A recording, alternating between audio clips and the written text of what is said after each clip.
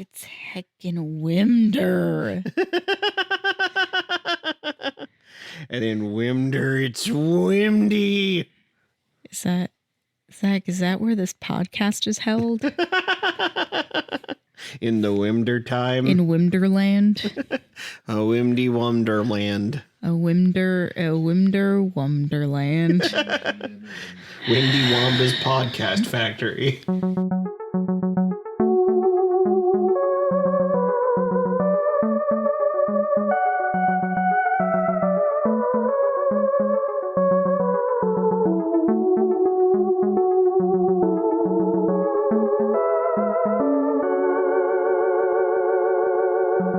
Ho, ho, ho, everybody, and welcome back to another episode of Who is My Doctor?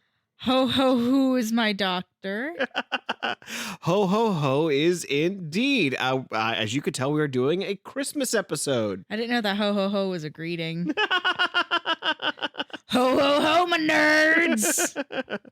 Yes, today we are looking at the 2013 Christmas special, Woo. The Time of the Doctor. Woo. We had the name of the Doctor, the night of the Doctor, the day of the Doctor, and now we come to the end of the quadrilogy with the Time of the Doctor. Is that the word for it? Quadrilogy? Quadrilogy is 4, trilogy is 3, biology is 2. Wait, no, it's duology. But yes, this is the end of an era. The end of an era. Absolutely. This is, I mean, in a lot of ways, this was, I think where a lot of people sort of jumped ship after this episode. Not for any like ill will towards the show. They had just had the 50th anniversary. And I think in a lot of ways that felt like. It's a convenient place to stop. Yeah, it had been a big event in the same way that like Avengers Endgame was also kind of a big event. And so a lot of people sort of left the Marvel universe after Endgame too. Hello. Like it's not that, the show wasn't going to keep going or that the show got worse. It was just, it felt like an ending that people were satisfied with and they kept going. And this is the last episode Matt Smith is in. Big emotional feels for me because can we expect to see some almost certainly of those iconic Zacky tears? Yeah, some Zach crying. Yeah, absolutely. Some sad boy vibes coming at me from that side of the couch. Nostalgic tears. I was actually trying to think about like why this one this special hit me so much harder than Tennant's did, even though, David Tennant was also a great doctor. And I think there's two facets to it. I think the main Remind me, Tennant had just the one special, or did he have two? Tennant had several specials. Holiday special? Oh, holiday specials. He opened with a Christmas special. Yeah, I remember being upset about the tea. Yeah, he had the tea, and then he had the Spider Star. That's right. The Runaway Bride with Donna, where we meet Donna. Then after that, we had the Titanic. That was another okay. one. Yeah. And then after that, he had, I think, 2 Christmas specials after that, because he first had The Next Doctor, where he meets the guy who thinks he's the Doctor. Yeah. And then there's his actual finale, which was The End of Time. Yes. Where the Master is like a skeleton. It's like an electricity skeleton and then dies. Yeah. And the Time Lords come back and all kinds of weird, kooky shit. So that's one of the things I was going to say. I think this one hit me much harder, first and foremost, because I think this is a much better episode than the End of Time was. I think the End of Time was kind of a jumbled mess. In hindsight, I'm a little kinder to it on repeat viewings, but I think the Time of the Doctor works much better on its own. But also, I was thinking about when I started watching Doctor Who. Obviously, I had to get to David Tennant before I got to Matt Smith, but while I was watching through Tennant's era, Matt Smith had already become the Doctor. So what I was watching was like past episodes. You were catching up. I was catching up, but by the time I had caught up, it was in the middle of I think I was in the middle of season 6, series 6. So it was still the Doctor, Amy, and Rory, and that was what Doctor Who. That's the Doctor I was leading up to, and so by the time I got here, when I got to this episode, this was the first time. For me, anyway, the Doctor, as I knew them, was leaving. Because I always knew Tennant becomes Matt Smith. Yes. I always knew these things. So for me, it was... You had, for lack of a better term, spoilers. Yeah, or at least I had like an emotional padding knowing what was coming. Yeah. And while I knew Peter Capaldi was going to take over, that I didn't know what that meant in the same way that I knew what Matt Smith taking over was going to feel like. Your experience watching it for the first time is my experience watching this. Yes, I do think so. Doing this podcast. Yeah. I think this episode definitely hit me a lot harder when it came out. But this episode isn't all about my experience. This is also about yours. Do you have any thoughts on what to expect from the time of the Doctor? Not a one. Both Matt Smith's last episode and a Christmas special, because we've had a couple of them for Matt Smith too. This is his fourth. Yeah, but the Dickens one was so good. Yeah, I do think A Christmas Carol is still better than this one, but of the four, I think this is my second favorite. Like, do you realize how excited I am to? I had proposed a couple days ago to do a Christmas Carol marathon where I would watch. Yeah, where I would watch as many different iterations of A Christmas Carol as I can possibly find.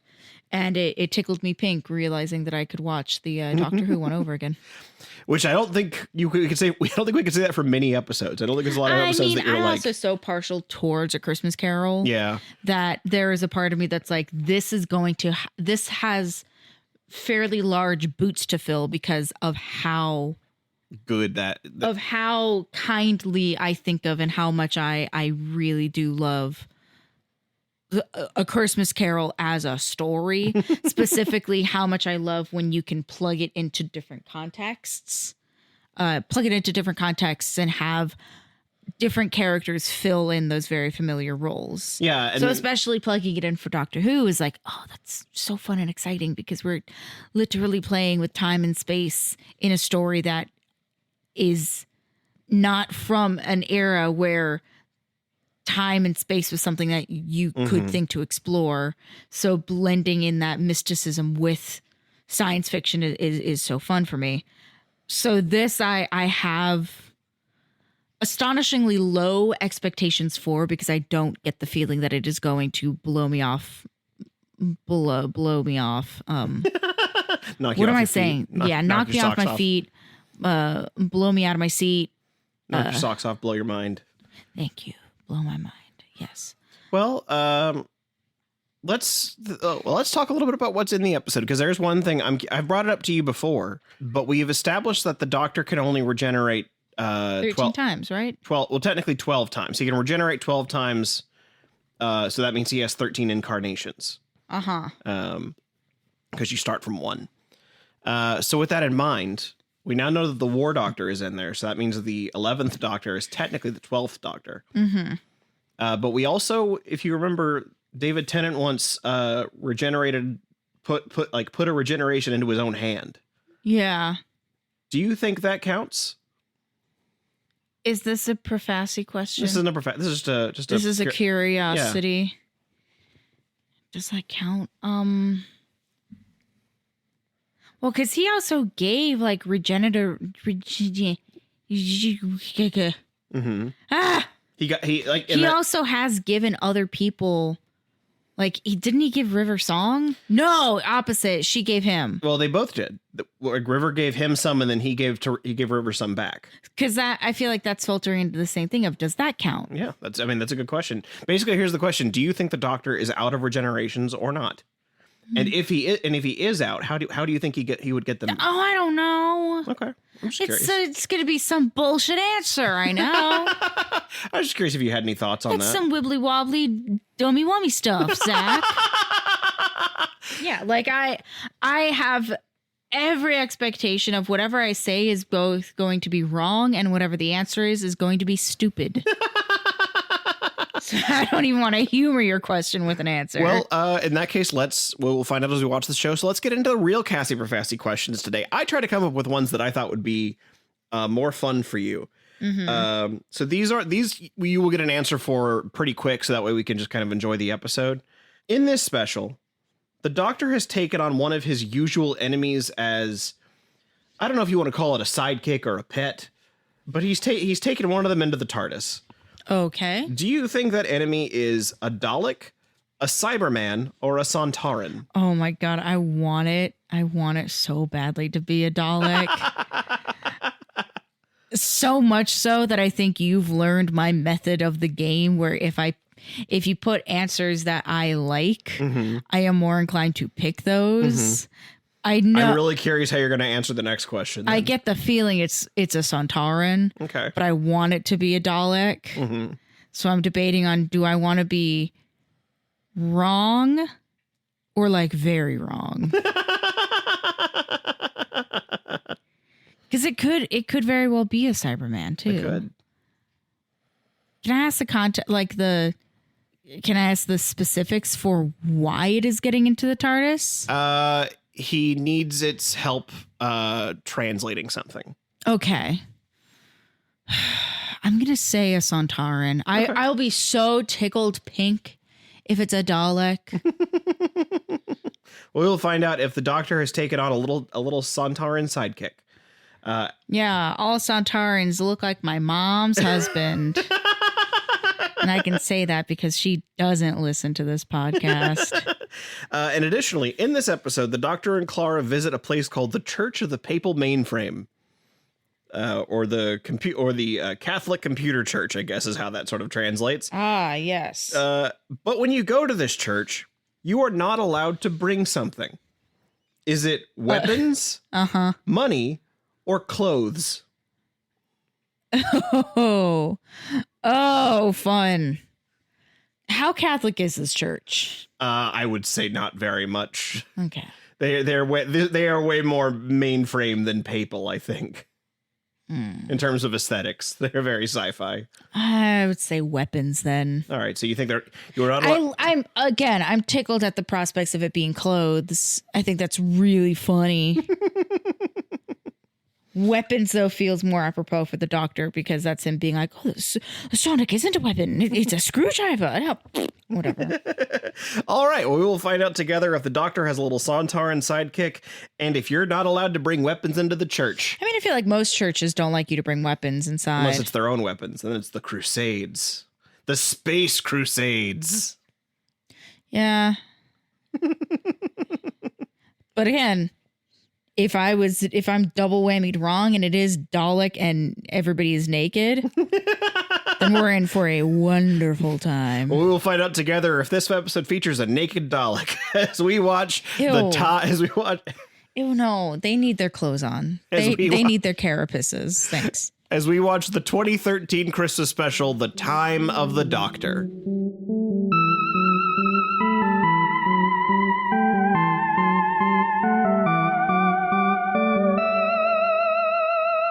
This week, since this is a special Christmas episode, I thought we'd gather together and share a little Christmas tale.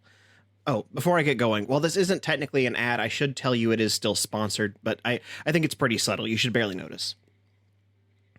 Once there was a town, much like any other, filled with low finance loans, reduced lease payments, and specialty sales, and everybody came to see.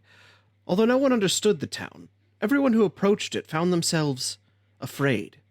Except one woman, the woman who stayed for Toyotathon. The town called Toyotathon was threatened with war that would never end. But there was a new sheriff in town to protect your new car, truck, or SUV. As the Honda days passed, and the Honda years, she stayed true to the town. On the parking lots of local dealers, she stood as protector of both her own people and her new home. With every victory, the town celebrated with a no-money-down purchase. In time, she seemed to forget ever wanting a lot for Christmas.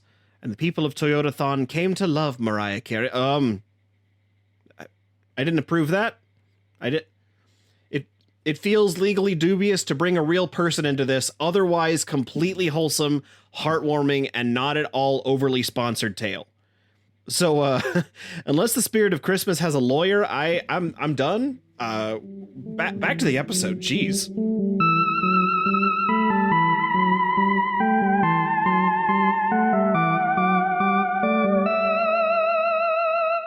And we are back from the time of the Doctor.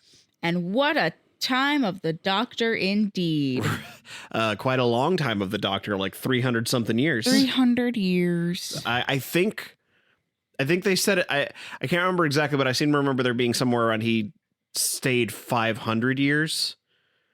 We only heard 300, but there's sort of an implication that at the end, like, are you Barnable? And the guy that shows up was like, no, I'm not Barnable, implying that Barnable is not just not there, but he might have long passed. I mean, I would imagine so. We also don't know how people age on Trenzalore. I believe, I can't remember when they say it, but I believe they said they are humans that live there. Okay. So they presumably live about 100 years. I just know that they live in a perpetual zone of truth. Yeah, they live in a zone of truth in a town called Christmas. So what'd you think, Cassie? No explanation for that. It's just quirky. Oh, the zone of truth? No, Christmas. Yeah. Well, and the zone of truth, I guess. Yeah, well, the zone of truth is explained by the Time Lords are putting that out. They want to make sure that whenever that when the Doctor answers his name, he answers honestly. But the town being called Christmas is kind of hand waved away as how is an island called Easter, which I like that. You would. I'm not even going to try to. That's a very me kind of explanation. Absolutely. Yes. But so what did you? It's a jackassery kind of explanation. Well, it's just some things are just called that. No, you can't. Okay, smart guy. So, what do you think, Cassie? It was fine. Thought it was fine. Yeah. Yeah. I'm fond of this one, and I think it is entirely carried by the weight of Matt Smith's acting. Yes, I think that it is. It's not one that I'm just going to be like, I just want to put on a little episode of Doctor Who for the holidays. Let's put on Time of the Doctor for Christmas. I can't imagine putting this on for Christmas casually because at least for me, I end it just crying my eyes out. That's the thing is I understand, like, as a personal preference, I'm not, I can't sit here and say that it was absolutely my favorite thing. I fully understand why you like it. Yeah. There's something very meaningful to me about someone like the Doctor who has spent his life running away, choosing to stay put for a while just to protect really children. Like, we see adults in the town, but the Doctor does not interact with adults. I made a specific note, and it's partially influenced by my favorite videos right now being Bill Skarsgård behind the scenes of filming it, where he's just so kind with all of the children that he is working with because he's scary, violent clown man. So my favorite thing is the second they call cut, him immediately jumping out of Pennywise and being a normal person around these children so that way they are not traumatized and they have positive memories of this filming experience instead of being like, oh yeah, that was the scariest thing of my whole life. I'm just picturing, hey there, Georgie. Hey, what's up, Georgie? How you doing? I mean, kind of. So be influenced by those. I did write down that Matt Smith is very much a kid's guy. Yeah, I would say like that. There's just something he has I know that I've been calling it a Peter Pan quality. It's also a Pied Piper quality about him. There's a childlike energy that he brings to his performance. He even says at one point that he's yelling at all the kids that cool is not cool. And I do think that's a very strong ethos to what Matt Smith did with the Doctor. Now being in an environment where I work with kids, the number of times that all of us adults have to hype up these kids that are wearing costumes that are 60s and 90s inspired, we all think that they're dope as hell. And we tell them you look so on trend, my guy, you are so styling, and they're upset because they're not wearing something that's floofy, or they're not wearing costumes, they're wearing clothes that somebody, can't imagine who, picked out for them to wear, of words for them. But there is something to be said of being the adult in a situation. You absolutely need to make yourself the fool to reiterate to kids that it isn't cool to be cool. Matt because Smith, being cool means that you're also a little punk ass bitch, and I don't want you near me. Matt Smith, in my opinion, made it okay to be weird in a way that not even just weird. It's silly. Yeah. Well, he does things he's that a don't. goober. like David Tennant was cool. You know what I mean? Like he wore his like pinstripe suit and his big jacket. And he's like. So when I was growing up, there was a kid that I had a huge crush on. He was one of the biggest nerds in my class. Like he was one of the like grade A star students. And all of us girls were like, oh my God, he's so cute. Because there's something extraordinarily attractive about him, even though like on paper, he was a huge nerd. Well, I do think there's something too, like a guy that's like unabashedly, like confidently weird. They're like, and like smart and clever. Yeah, nothing is more attractive than confidence. Among all things, confidence is the most attractive quality, like across the board. And I feel like Matt Smith was very confidently weird. Yes. He would make big grand hand gestures when he didn't need to. He would spin around on his heels and make big dramatic things. He had flappy hands. He dances the drunk giraffe. He's literally a silly goose. Yeah. He is silly goose incarnate. He is the silliest, goosiest boy. That's the term that we've been using for the kids is you're such a goose. You're welcome. And I feel like it's almost impressive that Moffat was like, okay, I'm going to tie up all the loose ends. I'm going to tie up all the loose ends. I'm also going to make this episode Call Back City. Yeah. I'm going to bring in all the stuff that I made. So that's the Silence. That's the Weeping Angels. That's the Church of the Silence. We're going to reference River Song, even though we can't bring her. There's no place for her to come in the story. We brought in like Clara's obviously here, and we reference Amy. What I think is a very cute scene being like it sort of bookends his journey. It's nice because it truly is the Doctor's most recent life flashing before his eyes. Yes. Ending like he has the first meal he enjoys is fish fingers with custard. That's also the last meal he enjoys. Ugh, I think about the reality of that dish a lot. Yeah, I'm sure it's disgusting, but it's another thing that's confidently weird. And, that he's having this moment of his life flashing before his eyes that even in his memory, Amy is married. I thought that was one nice thing is when she comes down, they have a moment where you see her wedding ring. Yeah. So it's like that's the way the Doctor remembers her as being Rory's wife. So even though Rory isn't there, he is still there in spirit. He is still represented there. Yes. And I do like when they had Amelia Pond running around the TARDIS, her face so conveniently covered by all of the drawings the other children had made for him. Because it's definitely the same face that he saw. Oh, it definitely hasn't been 5 years' time. No. And that girl has not aged and gone through puberty considerably. No, that's definitely the real girl. Yes. I do wonder if they briefly considered if Karen Gillan had other cousins that just conveniently looked just like her. Karen, does your cousin have a sister? Like a little sister. Okay. Do you have any others? Does your cousin have a cousin? Oh, that's you. Your cousin's cousin. Right. Duh. As you saw in this special, Matt Smith was wearing a wig. The real reason was I believe he was also doing a play. I was gonna say, wasn't he doing something else? Because I do seem to remember that popping up on something where the internet was like, no, what have they done? I believe he was doing a play at the same time that required him to shave his head. Because I went, damn, that's an impressive bald cap. And then Brain went, that's because it's not. Yeah, no, he, and also it works out because when he ages, it means that they can put the other hair on him. And as I'm sure you could obviously tell, Karen Gillan was filming for Gamora around this time. So that red hair on her head was certainly not. What? Matt Smith has made jokes that he wanted to do a take where they swap hair. Ew. He just takes them both off and they swap.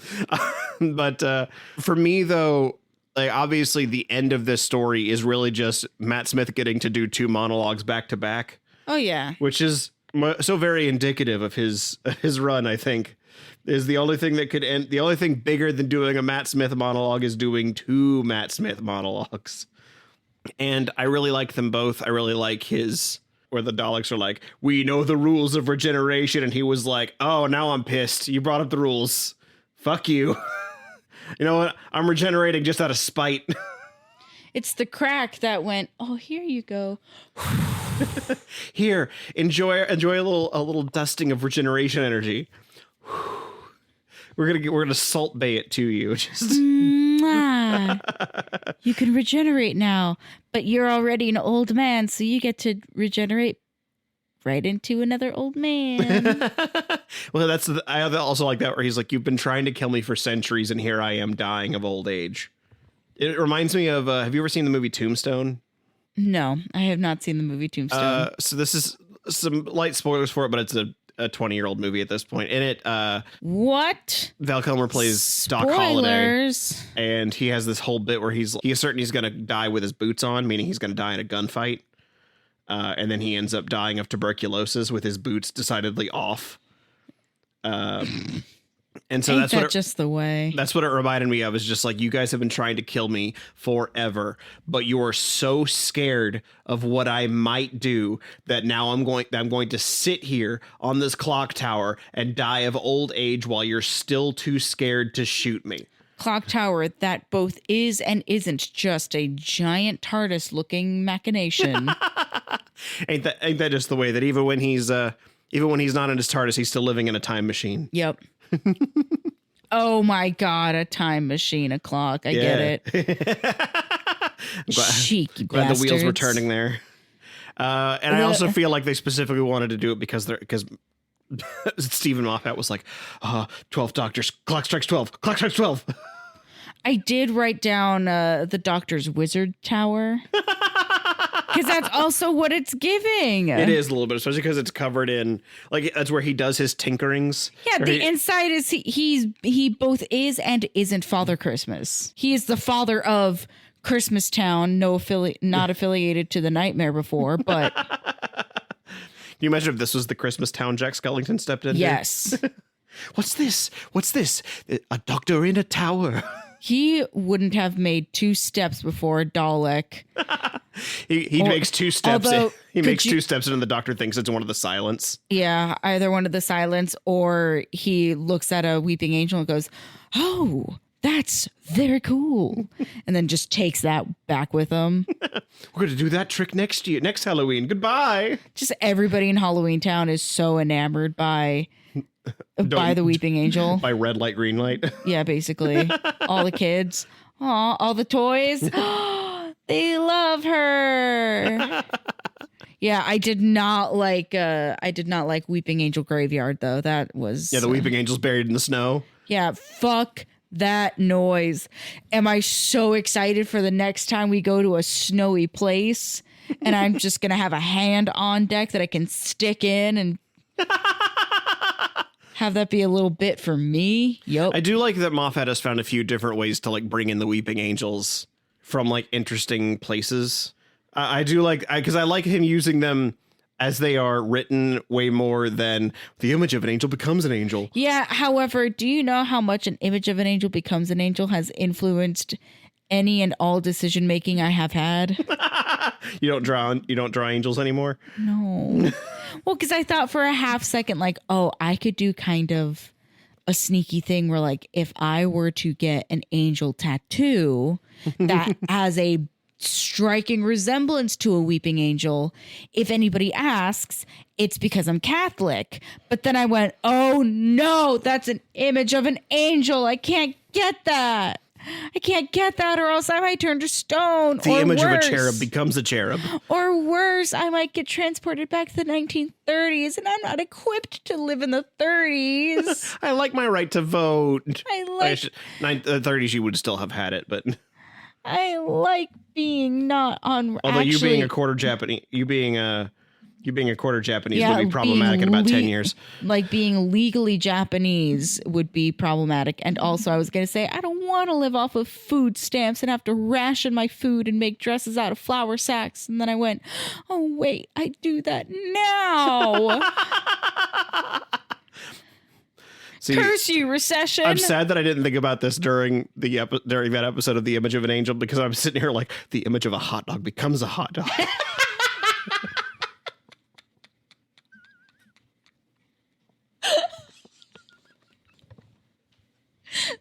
We go to Costco. The hot dog just keeps getting closer. Yeah, Zach, it's because we're getting closer to the front of the line. Yeah, hold on. I'm gonna be laughing about that for a little bit because that's really stupid. An image of a hot dog becomes a hot dog. See, when you say it like that, it's not scary anymore. You fucking fool. Oh my god. Well, if we're going to bring the mood down a little bit, you did not get any Profassi points this episode. No, but I didn't get any Profassi points, but my first 3 notes are so funny. What's that? They're one word. Okay. Because this was another thing, I was very distracted, both with my little kitty cat and also because I was actually watching it and enjoying it. So my first 3 notes are as writ, naked, horny, bald. I believe you have. Hang on, Cassie. Are those the first 3 notes of this episode, or the first 3 notes of watching "I'm Too Sexy" by Right Said Fred? You know what? Who's to say? Yes, this was you were not allowed to. You were not supposed to wear clothes when you go to church, which is something that you had hoped for. But you had, and I had deliberately put weapons in as being a believable thing that I thought you might. As the false hope of the red herring. The red herring, yes. Yeah. I also was curious if you were going to guess Cyberman. I didn't. So here's the thing: is I did posit in my head for a brief second the reality of it's not a full Cyberman; it's just a body part. Mm-hmm. Which I'm upset that I did not go down that rabbit trail farther because I would have been correct. Yeah. Now I'm also pissed that we won't get more of Handles, right? Like they introduced such a whammy right at the end, and I went, "Where was he this whole time?" I would have loved to have a little. There's just little Cyberman sidekick. Yeah, I think it might just be my affinity of the Doctor with robot companion, and it was only confirmed. Yes, it was only confirmed at the point where Handles just went affirmative. And I went, oh, and I looked at you all dramatic like that. It does feel like kind of a sucker punch that they introduce Handles just to kill him. Because it's a great name. It's a great dynamic. Because you know exactly where the name came from. Yeah, and it's the Doctor basically having Siri in the TARDIS. Yeah. That's or Jarvis. Awesome. Yeah. Jarvis in the TARDIS. Friday. Just fucking whatever robot assistant AI. That's so cool. That's a good dynamic for the Doctor. Because it gives him a way to talk to the TARDIS where the TARDIS can actually talk back. It gives him a way to talk to the TARDIS, and it also gives him a way to talk to a being that is on the same intellectual level as he is. Mm-hmm. And also provide him with answers for things he previously did not know. Yeah. All I'm saying is that I'm very upset that we got introduced as a super cool dynamic and the super silly little, it's just a head. It's just a head that the Doctor has to carry around. A little Futurama head in a jar. Yes. I was a little bit disappointed that we're not going to be getting any more of that. Because I went, well, maybe this is one of those things where I'm going to write down the note of like, it sucks we're not going to get any more. But then at the end, I will be like he rolls in, Doctor, hello, I am here. Yeah, but then we actively see this cheeky bastard die, only then telling the Doctor to reroute the phone. Now, I'm not saying that Cybermen are all gay men. They are all theater kids with their affinity for beings that have no emotion. They sure do like drama. Yeah, they are theater kids with an affinity for drama. The Doctor and Clara really get to have a few nice moments because we really only got to have Clara for half a season so far. We haven't really got to have her for an extended period of time. Yeah. I know it feels like it because we took such a long detour to the 50th anniversary. Yeah. But she's really only been around she's been around for literally like a year. Because the Clara that we know appeared at the very end of the last Christmas special, The Snowmen. The other Claras were all echoes of her through time. Uh-huh. And I do still feel very strongly that I think Moffat had hired her as like a temptation of, look at this cute girl we've got you with. She's real cute and real sweet and real spunky. Don't you like that? Look at the dynamic. You guys work so well You're like Peter together. Pan and she's like a little Tinkerbell. You could be Peter Pan and Tinkerbell. Wouldn't that be so nice? And Matt's like, I'm ready to go. I can't keep learning all these. I'm ready to work for Marvel. Let me be a vampire. I'm going to go be on the Dragon Show. Goodbye. Yeah. I'm going to go. I'd like to be a bad guy now. Toodles. I'm going to go get cut out of Star Wars. Goodbye. What was he in Star Wars? That's the thing, is his part did get cut. He was supposed to be a character in, I think, in episode 9, and his part just got cut out. I believe they're making it up to him by putting him in another movie, but his part got cut out of episode 9. What a bummer, dude. Yeah, but I do genuinely like the dynamic they had, where she felt very different from all the other companions, in that she felt genuinely like smart. She felt like she was the most inclined to save herself. Yeah.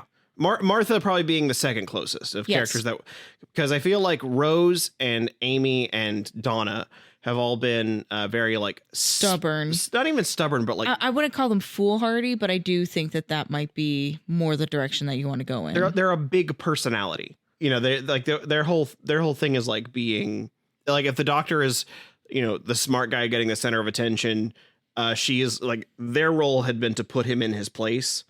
Clara doesn't feel like she's doing that. Clara is like, I'm actually happy where you're at right now. I just need to acknowledge where I'm at, and I want that to be respected. And yes. And I feel like that's something we don't really get from a companion, where I also appreciate that Clara is still living her life. Yeah. She is not irrevocably like devoted to the Doctor. Yeah. She's an English teacher. Yeah. She's a teacher. She's having Christmas with her family. Like, she's living her life, but she's doing wacky sitcom shenanigans where she makes up boyfriends. Yeah. I will say that felt a little out of character for Clara. Yeah. Clara felt like she would be like, no. I mean, I don't have one. It does feel a little bit out of character, but also you saw her aunt.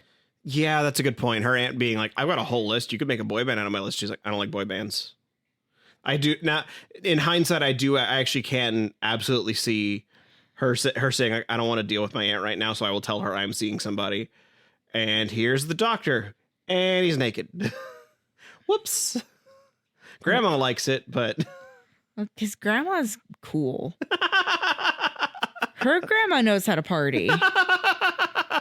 Specifically by playing Naked Twister. Yes, and also is upset that the Christmas crackers, who were not edible.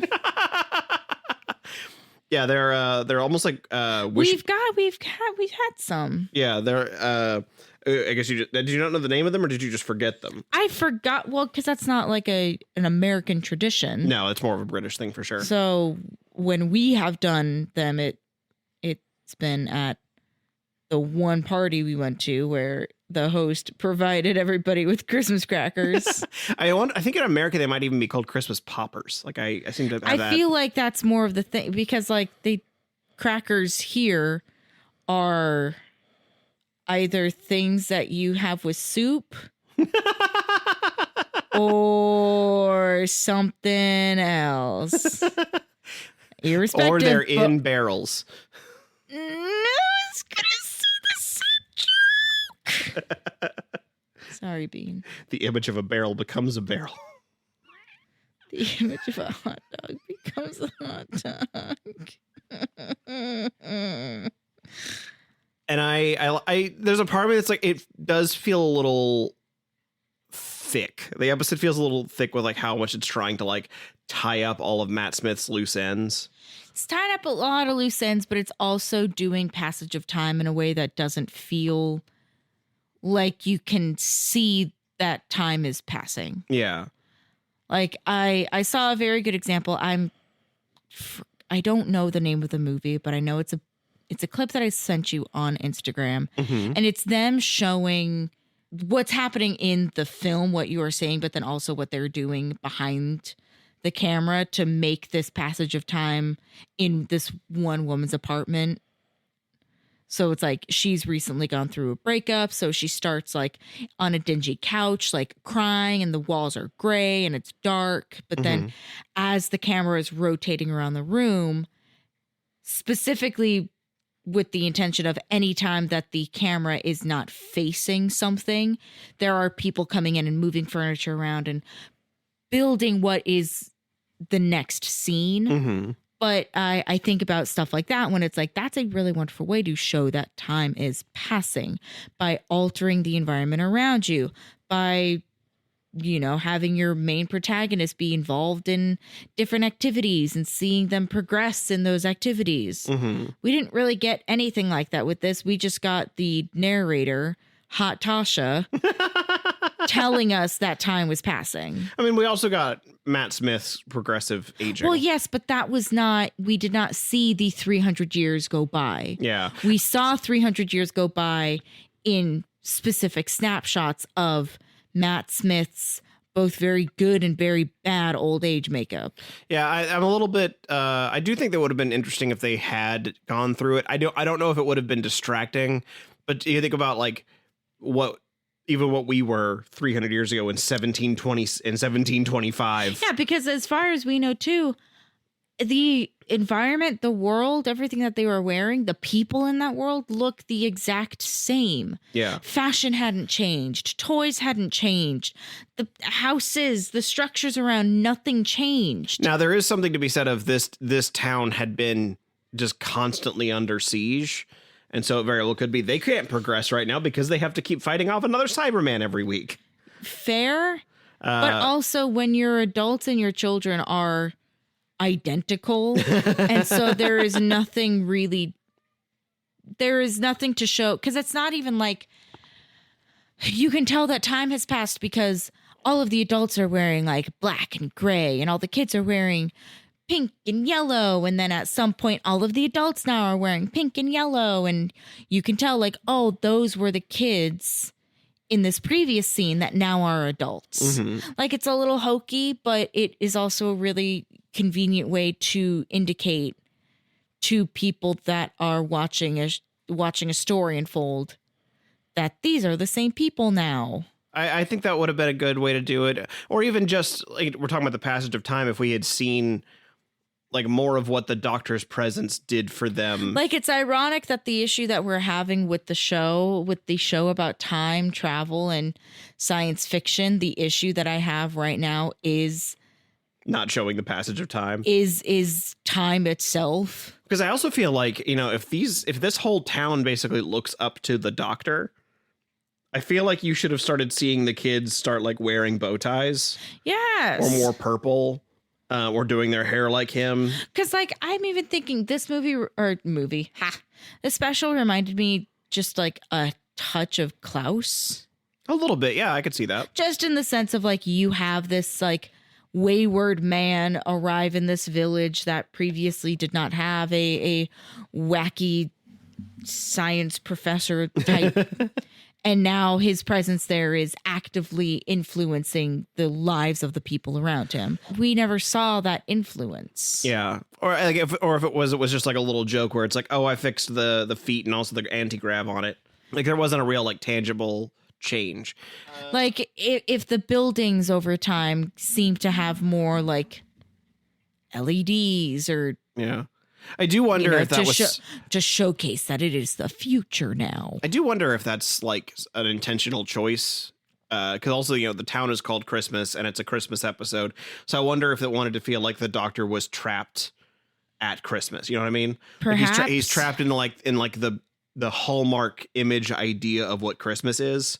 Like the depends on your Hallmark, but sure. Yeah, the snow ceramic village. You called it a snow globe village, which I think is kind of perfect. Yeah, it's exactly what it means. It's like the Doctor is trapped in a snow globe for 100 years, for hundreds of years. Yes, but also it does not make for good storytelling. Then, if you have to have somebody who is omnipresent and I suppose. Omnipotent, would that be the word to use? Omniscient to then have to come over the intercom basically and say, this is what has been happening because you, the person watching the thing, cannot make those assumptions yourself. Yeah. You literally need to have somebody to tell you that this thing is happening, or else you would not be able to see it. Yeah. And that's the part that I'm upset with. Yeah. Going back to one thing I like though is I like the way the Doctor and Clara's relationship sort of like dances about for a minute, because they're very like open and friendly, but then as soon as the Doctor's like, I can't keep Clara here because I know that I would have to bury her if I kept her here. Or worse, she would take me away and this place would die. Mm-hmm. So I can't have Clara here for either of our sakes.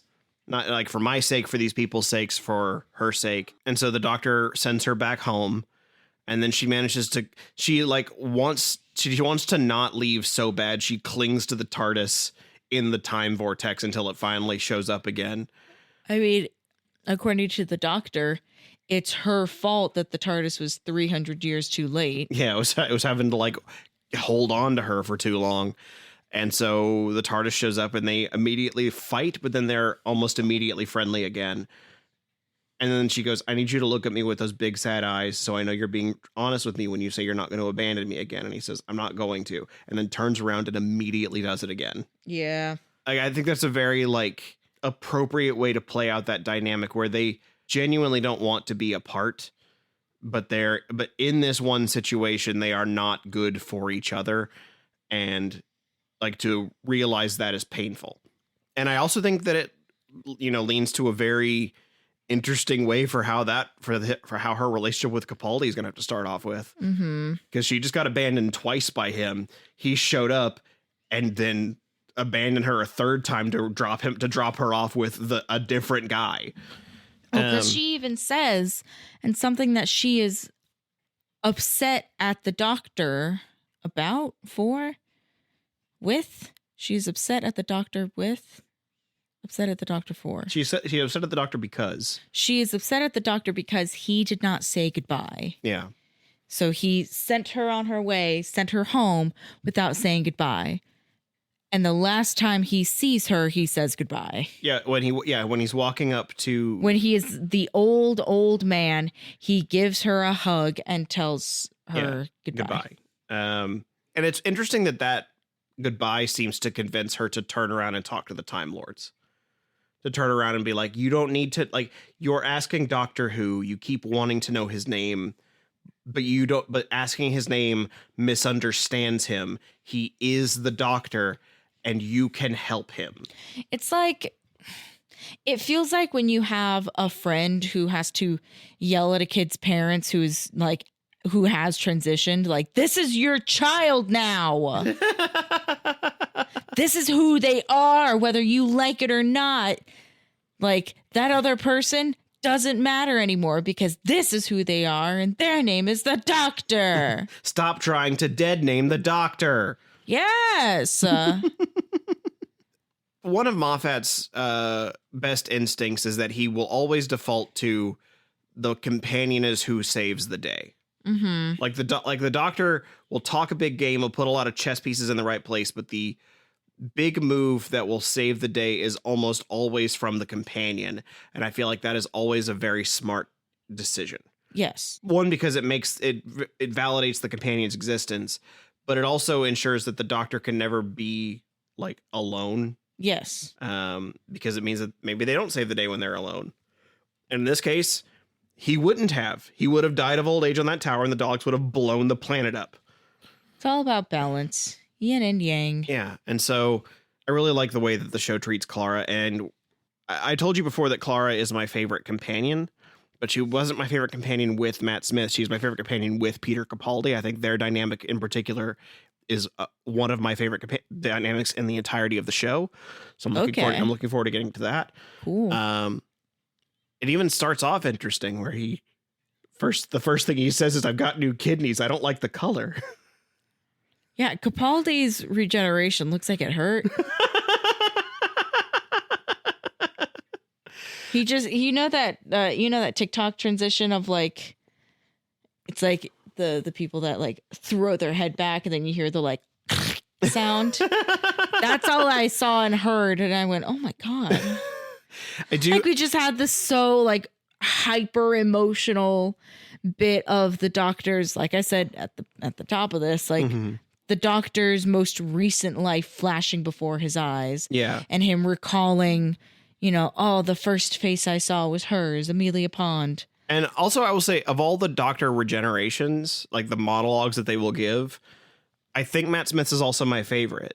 Well, there was a small part of me that didn't like that we just saw him as an old man and now he is a young man again. But I also don't think that would have been fair to make him have this very emotional moment covered in what I can only assume was a ton of liquid latex. I think, and also he changed out of his like big fluffy coat back into his like traditional purple suit with his cool lace-up boots. Yeah. So I imagine that part of it was we want to let Matt Smith go out as Matt Smith, not as old man, not as an old guy covered in makeup. He deserves to say goodbye as himself, because that is, as we've talked about before, a lot of every actor who plays the Doctor puts some of themselves into it. Yeah. I mean, you kind of have to. Yeah, and so I feel like that's what that is that's letting whatever part of Matt Smith is genuinely a part of the Doctor say goodbye. Well, because that's also like, not only is that the Doctor saying goodbye, but that truly is this actor saying goodbye. This is their swan song. Yeah.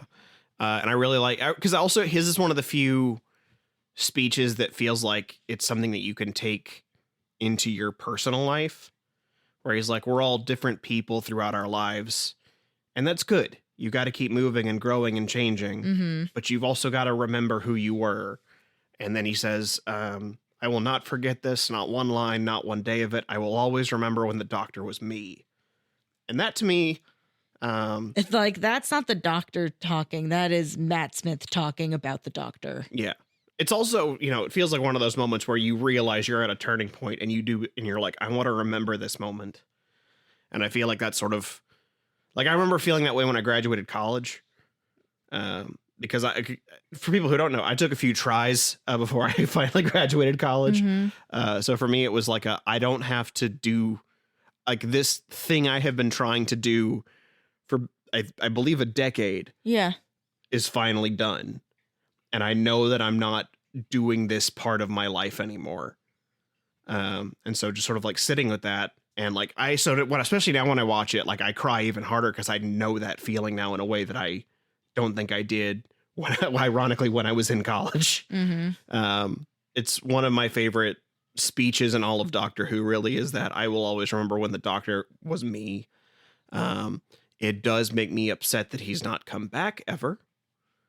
Seems like maybe you should remember a little harder, but I understand you're too busy doing your dragon show and your vampire movies. You a little salty about that, Zach? and putting on mohawks and what have you. Yeah, Zach, do you harbor resentment towards Matt Smith? Not really. I mean, literally having a prolific acting career? Not really. I don't genuinely harbor any resentment towards him, but there's a part of it that's like, I just want to let me see my boy again. It's the same way you feel with K9. Just bring my boy back. I don't need a lot, just a little bit. Yeah, but the snippets I get are just that much sweeter. Like, it's like the hard candies that you find in your denim jacket while you're 2 hours into a movie craving something sweet, but you can't get up and go to the concession stand because they're most likely closed. Am I referring to what happened exactly last night? Yup. I found like 3 hard candies in my pocket that I hadn't, in a jacket that I haven't worn in like 2 years. Oh, it was the greatest feeling in the world. A trio of happy farmers in your pocket. I played the game of, what is this? What has Cassie got in her pockets? Turns out it's some old lipstick, hard candies, and a pencil topper. So now you know. And I almost wonder if the transition from Smith into Capaldi is a bit of a joke, especially compared to David Tennant, whose regeneration was so violent it blew up the TARDIS. Yeah. And this one, blink and you miss it. Clara's are like, please don't change. And he doesn't even say anything. He just goes, "Phoop, here I am." And it's Capaldi's big bug-eyed stare looking at her like he's an animal in the zoo. I do wonder if some of that also had to do with that this doctor was an old man. He's an older man. He was but moments ago going to die of old age. So perhaps when you were that old in your human-ish body, maybe the transition is that much faster. I mean, can I tell you my fan theory? They've never confirmed any of this. Okay, what's your fan theory? My fan theory is the more prepared your body was to die, the easier the transition is. Because when you think about like the most violent one so far has been Tennant into Smith, but taking this at its word that that was the second iteration of David Tennant. He had only been around for like a few months. Like that version of the Doctor had not been the one we saw all those seasons. It had been the Doctor that shot regeneration juice at the end of season 4, and then he survived for like 4 specials and then died. So his transition was incredibly violent. I mean, if you want to go into a more like to add. Not plausibility. Maybe plausibility. That might be a good word to use for that. But that's like if you think about ghosts, people that died tragic, horrific deaths. Places like that are way more likely to harbor that energy. Whereas if you have somebody who has been lying in bed for several years or even several days, knowing full well that they are going to die, there's not usually, you don't usually have this kinds of ghosts. Yeah. And then, because the other one that comes to mind is the first Doctor's transition into the second Doctor is literally a crossfade. It's a very slow crossfade, but there's no like special effects. Now, granted, that was the first regeneration ever, so they didn't have all this idea of the big orange sparkles. Even still, they did give Bill Hartnell a little bit of a like goodbye monologue. Yeah. So you could argue that his doctor was very well aware of the fact that he was going to. And then also we see the War Doctor transitioning into Eccleston, and it seems like the War Doctor even says that my skin's wearing a bit thin. And his transition seems like it's about to be very smooth. He's not exploding. You just see Christopher Eccleston's eyes like emerging from the John Hurt cocoon. Yeah, he just has like War Doctor into 9 feels way more magical. Yeah, and so I imagine my headcanon, and I say this because they've never confirmed this one way or the other why they're all different. But I do like it. This is the more ready your body was to die, the smoother your transition was. Like, because the only reason he explodes in this one is because he was just handed 12 new regenerations. It's like his body was topping off, but then his actual regeneration was just foosh. Oh, we got 12 new ones? Yeah, you got a whole new cycle, is what they said. I thought it was just the one. No. Which was, I think, Moffat trying to spare all other writers, including himself, having to figure out how he keeps getting more of them. What happens when those ones run out? Without spoiling too much, I feel like another writer has already figured out that solution. Well, all right. We'll get to that in like probably 2 years. I will have forgotten all about this. Here's the thing. Without spoiling too much, it's one of the most controversial things Doctor Who has ever put in the show. A lot of people very much hate it, which means I expect you will love it, and I'm very curious to see if that's true or not. Aww. That's so true and accurate. I do love things that other people hate. Well, that wraps us up for the year. Aw. No more things. No more episodes. Not even. Oh man, this was our Christmas episode so early. Ah, jeez. What do you mean early? It's like early in December, dude. The day that we're recording this is December 4th. Christmas is not for another 20 days. 21? Wait, hang on. Depends on when you do Christmas, I guess. When is this scheduled for? Next week, I think. So the 9th. I mean, Patreon gets it early, but... Okay, so the... 16th. Yeah, so that's still like a week and a half from Christmas. Oh, fuck. Oh, okay. You're not going to keep this in the episode. Oh, damn it. What am I getting? Sorry, the Christmas stuff's really important, and I can't. Well, yeah, because we're usually really good and on top of getting it on Christmas, or at least around Christmas. And it's not like I can just not every sci-fi thing in the world has a holiday special. What? Then he got an idea. An awful idea. Zach got a wonderful, awful idea. Zach, what's going on? Who's is that voice? Join us next week when we're going to watch the Star Wars Holiday Special. Uh-oh.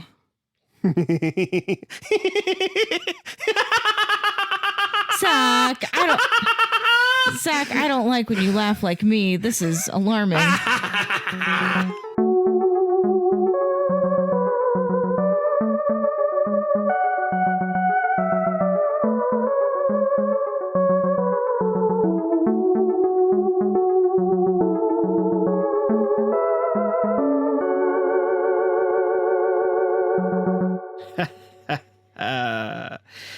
That's right. Our real Christmas special this year will be us looking at the Star Wars Holiday Special. I hope you're all prepared for Life Day. If you'd like to check out that episode right now, you can get it over on Patreon at patreon.com/whoismydoctor, where for as little as $1 a month, you get access to episodes of this podcast a whole week early. Special thanks, as always, to our Big Daddy Dalek patrons, Andrew Blewett, David Gansel, Travis Aiken, and Daniel Lindgren. I hope you're ready for this Tuesday, because it's going to be a very strange Who's Day. See you then.